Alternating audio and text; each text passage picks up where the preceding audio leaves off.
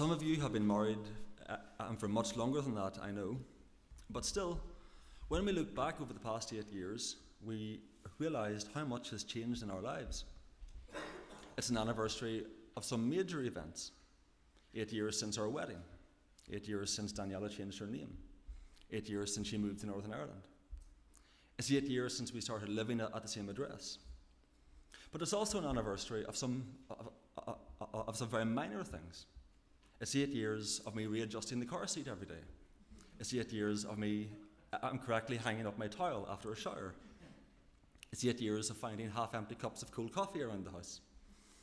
And as minor as it may sound, it's 8 years since I updated my emergency contact at work. Because up until I moved to Belfast, my emergency contact was my dad. He was the person who would be called if something happened at school and they needed someone to come. Then after I moved up to Belfast, my emergency contact was my brother, because he was more likely to be in Belfast.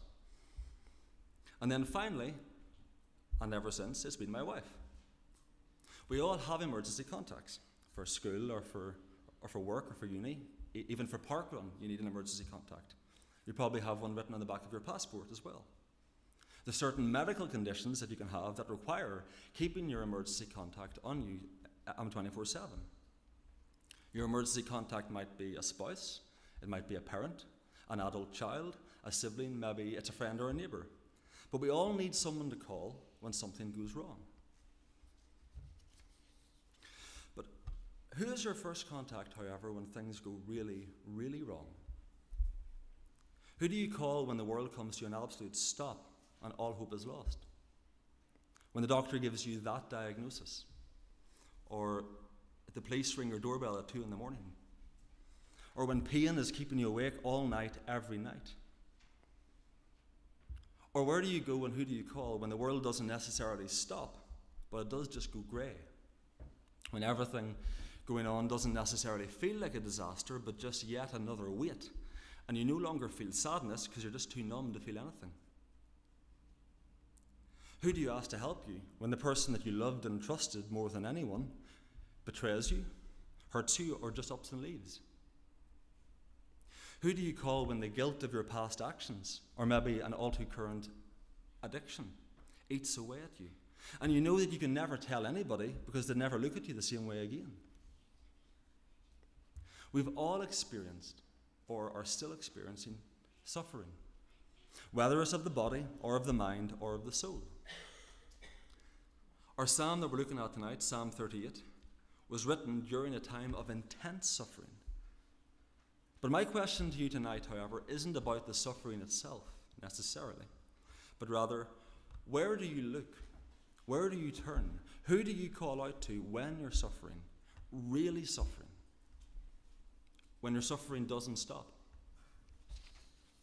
We're going to read together now Psalm 38. It's a psalm written by David.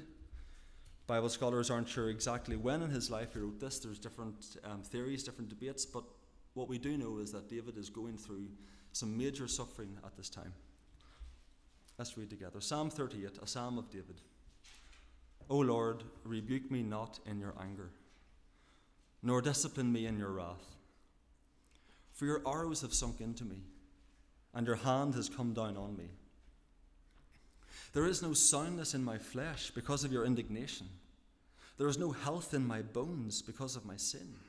For my iniquities have gone over my head. Like a heavy burden, they are too heavy for me. My wounds stink and fester because of my foolishness. I am utterly bowed down and prostrate. All the day I go about mourning, for my sides are filled with burning, and there is no soundness in my flesh. I am feeble and crushed. I groan because of the tumult of my heart. O Lord, all my longing is before you. My sign is not hidden from you. My heart throbs, my strength fails me, and the light of my eyes, it also has gone from me. My friends and companions stand aloof from my plague. My nearest kin stands far off. Those who seek my life lay their snares. Those who seek my hurt speak of ruin and meditate treachery all day long. But I am like a deaf man, I do not hear, like a mute man who does not open his mouth. I have become like a man who does not hear, and in whose mouth are no rebukes.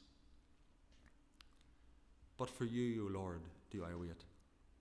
It is you, O Lord my God, who will answer. For I said, only let them not rejoice over me, who boast against me when my foot slips. For I am ready to fall, and my pain is ever before me. I confess my iniquity. I am sorry for my sin. But my foes are vigorous, they are mighty, and many are those who hit me wrongfully. Those who render me evil for good accuse me, because I follow after good. Do not forsake me, O Lord. O my God, be not far from me. Make haste to help me, O Lord, my salvation. David is clearly suffering. Let's look at his suffering very quickly just to see exactly what is going on. He outlines it from verses 3 to 11. He's suffering in his body. He's suffering physically. In verse 3, he says there's no health in his bones. In verse 5, his wounds stink and fester. Verse 7, there's no soundness in his flesh. He says he's feeble. His strength fails him. He talks about plague. He is physically sick and weak and broken. He's also suffering in his mind, mentally. He talks about all the day he goes about mourning. He's crushed. He talks about the tumult of his heart. He talks about sighing. His heart throbs. And he's suffering in his soul. He talks about his sin, his iniquities, his foolishness. He is bowed down and prostrate. And his suffering, as we see in verse 6, is endless. It's all the day. There is no respite. There is no break. There's no relief. David is clearly in anguish. He's in pain. He's as low as he can be brought. This is a man who has come to the end of his abilities. He's a shadow of the warrior poet that you may be thinking of, who once stood against Goliath, or led a band of outlaws through the wilderness, or led armies of Israel to victory. This is a psalm of suffering, of physical, emotional, and spiritual distress. Forget any ideas here about David the warrior, David the ladies' man, David the mighty king. This is David, broken and alone, curled up on the bathroom floor. And if we're honest, this is a David most of us can maybe finally relate to. Because I haven't fought many giants. I've never led an army. I have chased the odd sheep, but I've never sat on a throne. But like most of you here tonight, I have known sickness. I have known pain. And I have known grief. And I have cried out to God and asked, how long? So, our question to David together tonight, as we study this short psalm, and my question for you, is where do you turn to when your suffering doesn't stop? Psalm 38 is made up of 4 individual prayers, each begin with a cry, O Lord. Let's look at the first prayer, and we'll just read it again just to familiarize ourselves. Verses 1 to 8.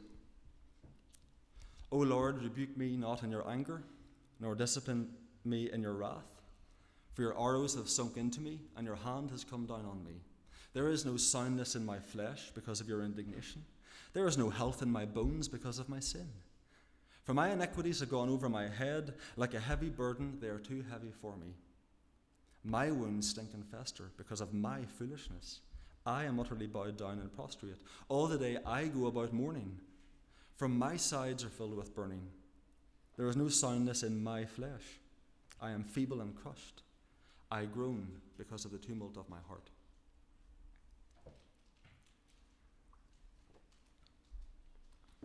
If you're taking points tonight, our first point is this. David's first prayer, he looks inward and he sees hopelessness. David's first prayer is focused on himself. He looks at his own heart and sees that it's broken. He looks to himself and sees only sin and failure. David cannot heal himself. He cannot comfort himself. He cannot absolve himself. Look at how much emphasis David puts on himself in these verses. There's lots of uses of me, my, I. Like most of us, his first thought is to trust in his own intuition and his own abilities. I know that's often my first port of call when I'm struggling with something. In my pride, I assume that if it's my issue, then it's my solution. And maybe that's where you turn first. Maybe if you're suffering physically, you don't want to burden people. Or maybe if you're suffering mentally, you're embarrassed or ashamed. Maybe you're confident in your own abilities to pull yourself out of it. All you need maybe is a better attitude or to improve your surroundings. Now, please understand me. If you are suffering mentally with depression or anxiety, absolutely take the time to help yourself. If exercise helps, make the time for it. If diet helps, make the effort. If certain scenarios or triggers cause you more suffering, then yes, take steps to reduce them or to remove them from your life entirely. Take your health seriously. Take your mental health seriously. But know that you cannot do it alone.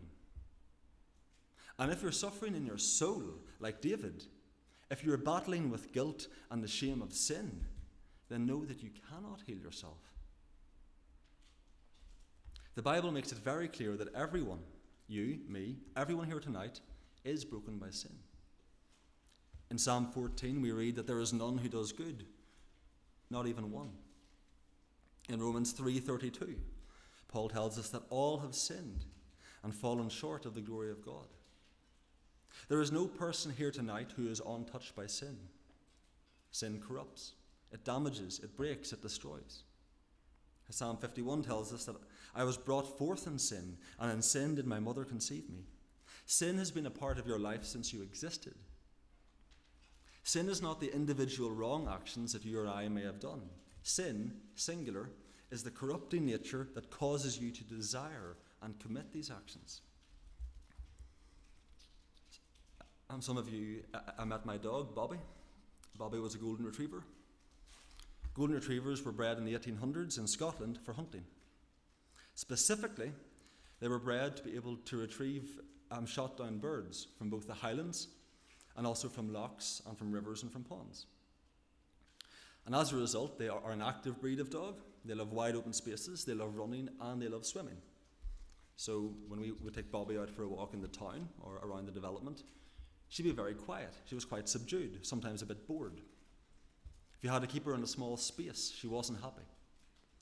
But if you took her to the beach and let her loose in the sea, or if you took her to a farm and let her loose in the fields, she was a different dog. If you let her off her lead anywhere close to water, she'd be in it before you could say wet dog smell. She could run and swim for days because she was the dog that she was meant to be. And all dogs are like this.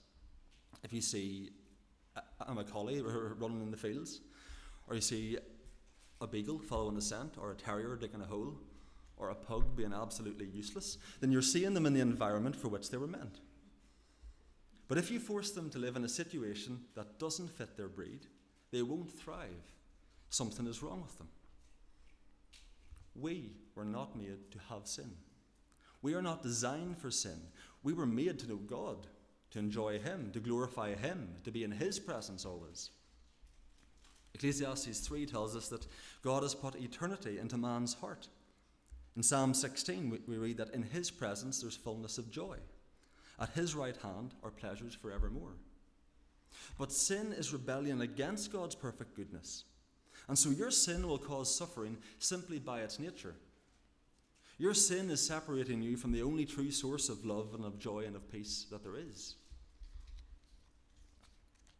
In Romans 8, we read that the whole of creation is groaning together because of sin. In fact, the Bible goes so far as to equate sin with death.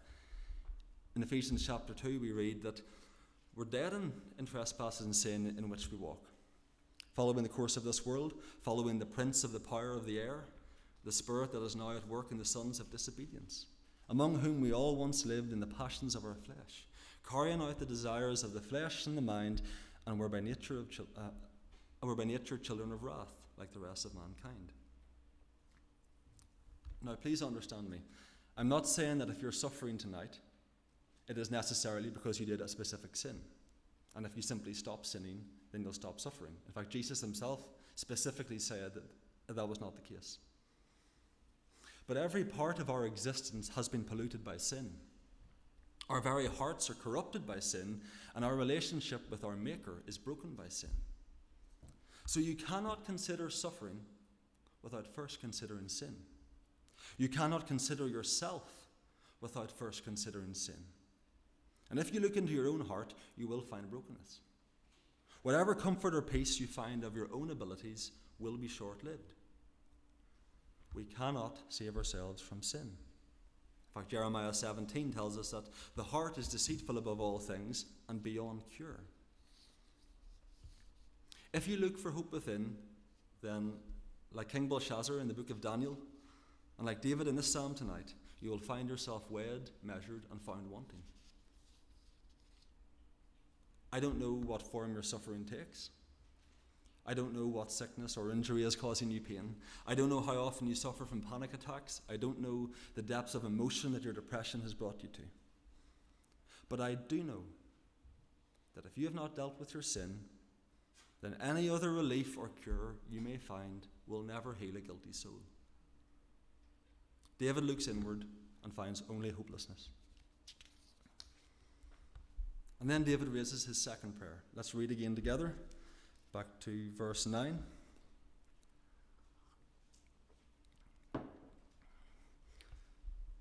Psalm 38, verse 9. O Lord, all my longing is before you. My sighing is not hidden from you. My heart throbs, my strength fails me, and the light of my eyes, it also has gone from me. My friends and companions stand aloof from my plague, and my nearest kin stand far off. Those who seek my life lay their snares. Those who seek my hurt speak of ruin, and meditate treachery all day long. But I am like a deaf man, I do not hear, like a mute man who does not open his mouth. I have become like a man who does not hear, and in whose mouth are no rebukes. Second point tonight, David now turns his gaze outward and feels loneliness. After coming to the realization that he cannot help himself, David looks to those around him. He makes references to his friends and companions. He mentions his kin or his family. People he might expect to come to his aid. And now bear in mind that this is David, who led an outlaw band in the wilderness. Men he trusted with his life. Men he shared life and death experiences with. This is a man with close friends. The kind of friends you call at 3 a.m. because you need a lift. David attracts other people. He is easy to follow. He's a people person.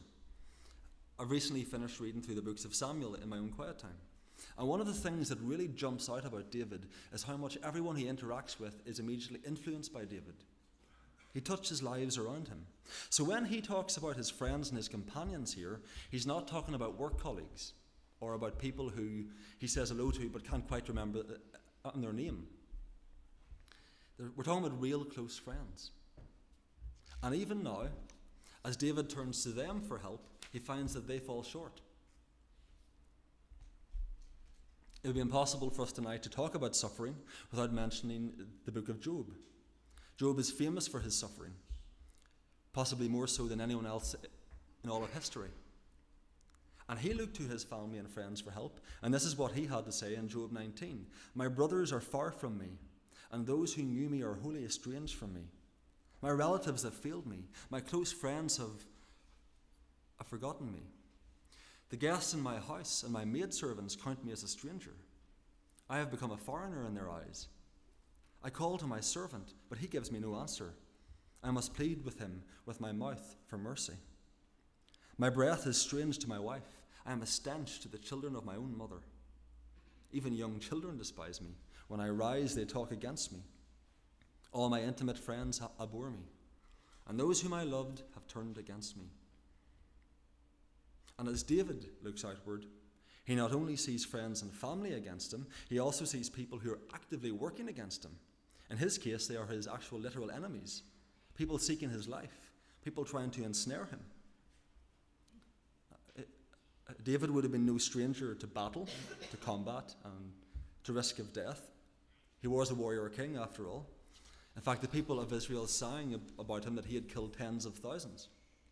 And now David looks out and sees that not only are his friends abandoning him, but his past is catching up with him. He feels hounded. He's a wanted man. Every day might be his last. In Psalm 121, we read the question, I will lift up my eyes to the hills, but where does my help come from? And that's where David is now. Where does his help come from? He's looked out, he's looked around, and he can't see it coming from outside. He can't save himself from his suffering, and now he finds that no one else can save him either, whether through neglect, indifference, or maybe even downright malice in some of them. And as you look outward in your own life, who do you have around you? Maybe you're fortunate to have family nearby. Maybe you have close friends in your life. We all need these. We should thank God for them. And not only that, but we ourselves are instructed to be there for our friends and family in their suffering.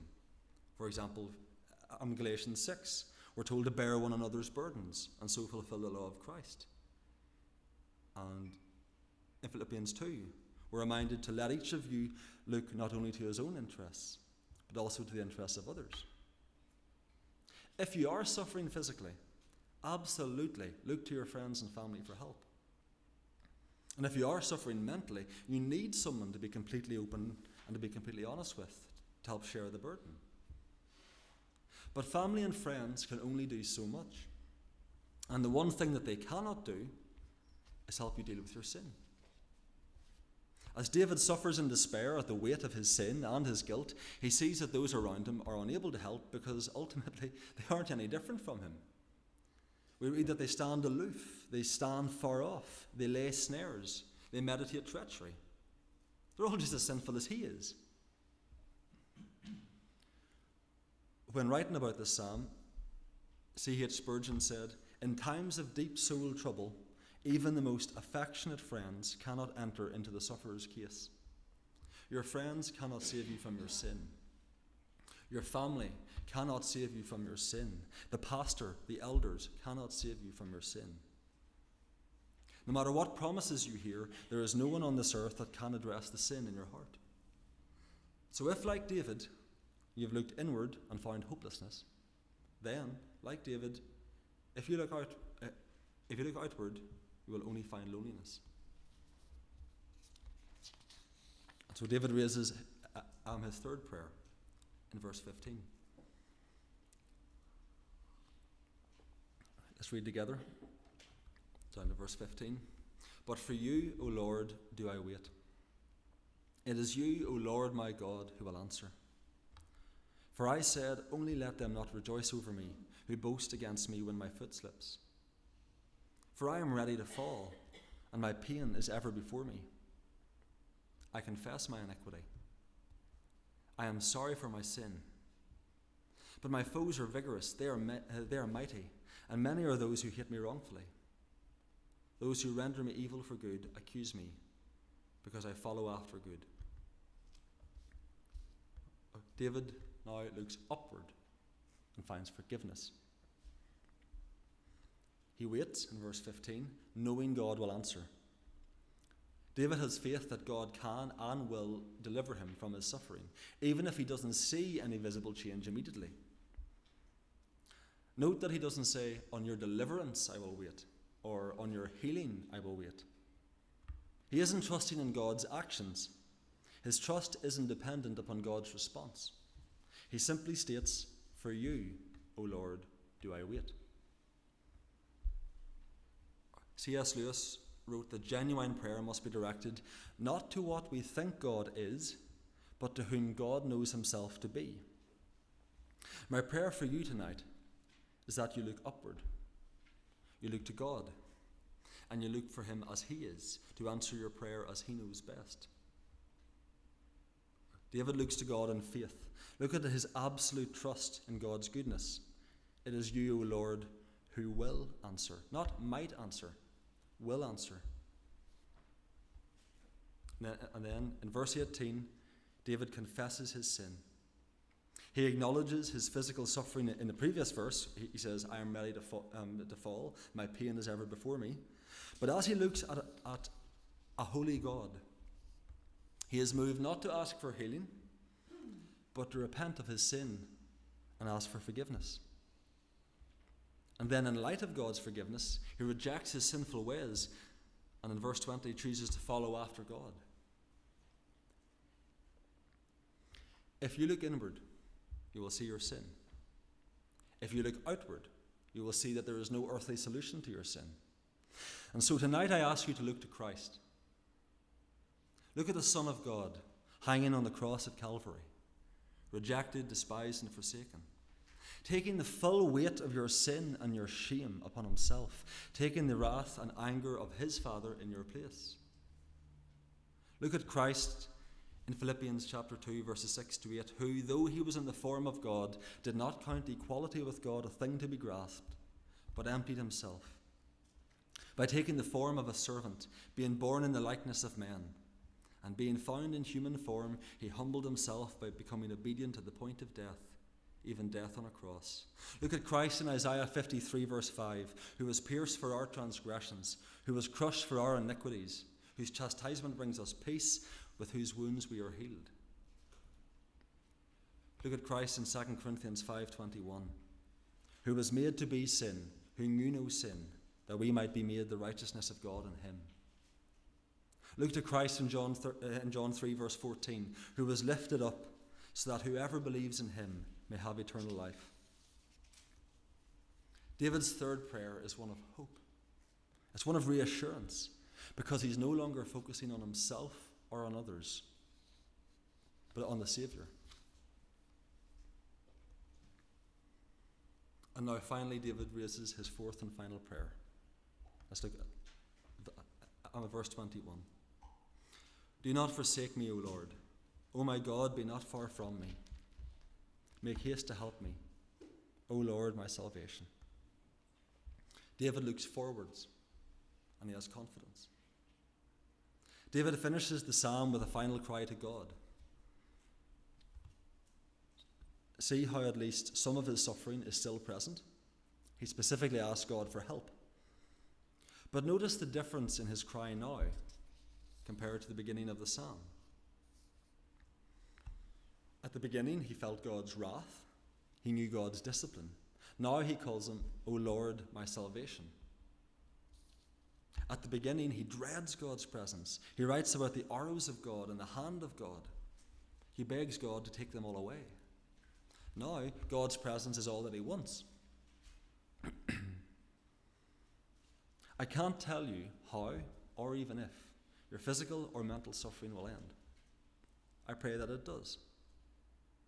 I quoted earlier there from Job, and Job is, as I said, probably the most famous example of suffering in the Bible, and his suffering did come to an end. And there are many psalms and other writings in the Bible that teach us about God's healing hand, about God's deliverance. But the reality is that sometimes, as David found out here, the suffering doesn't stop. Or at least the suffering doesn't stop the way we'd like it to. David didn't write Psalm 38 because he wanted to share the secret to getting suffering to stop. David wrote Psalm 38 because when the suffering doesn't stop, there's only one place to look. It isn't necessarily finishing with a good outcome maybe for David from a worldly point of view, but it does finish with a good example. David looks inwards and he finds hopelessness. He looks outwards and he finds loneliness. But he looks upwards and he finds forgiveness. And he looks forward and he has confidence. I don't know what battle you're fighting tonight. You can try to fight it out alone, but you'll struggle. You can and should seek to others to help, but there will be limits. But if your struggle tonight is with your sin, then there is nowhere else you can turn to but to Christ. So look to Christ. We're going to close with singing that tonight. Turn your eyes upon Jesus. Look full in his wonderful face, and the things of earth will grow strangely dim in the light of his glory and grace. Let's sing together, and then Richard will lead us to the Lord's Supper.